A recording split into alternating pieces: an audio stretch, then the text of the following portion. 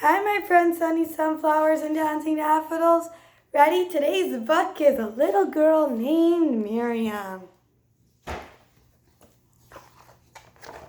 Once upon a time, in the land of Mitzrayim, there was a little girl named Miriam who loved babies.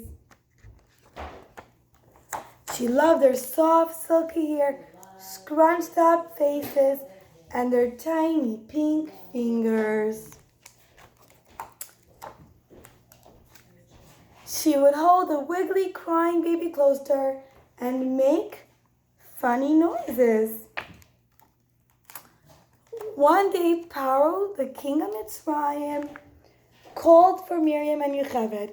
The two of them walked to his palace and stood behind his throne. "I have decided," said Paro in a big, loud voice, "that you must stop taking care of newborn babies. What if one of them grew up to be stronger than I am?" That was the meanest thing Miriam had ever heard. Even though Pari was so strong and she was just a little girl, Miriam knew that it was time to speak up. "That is wicked," she said to Pari. "Hashem will never let your plan succeed." Everyone was amazed that little Pua, with her soft voice, could be so brave. Of course, Miriam and her mother didn't listen to Pari at all. They continued to take good care of their babies, boys and girls.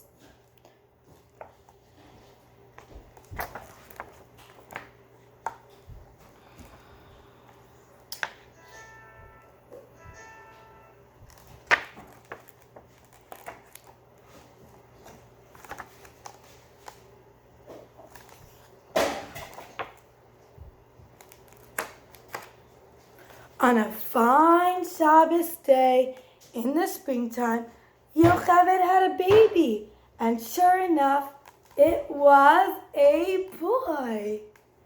When he was born, the whole house became filled with a bright light that showed how special he was. Happily, Miriam's father kissed her right on the head. "My daughter," he said, "your words are coming true." Miriam and Aaron loved their new baby brother, but what should they do? So Yocheved made a little basket. She spread out clay inside and sticky tar on the outside. Then Yocheved lay her precious baby inside the basket, walked down to the river, and placed the basket in the water. It floated safely on a nice river little boat.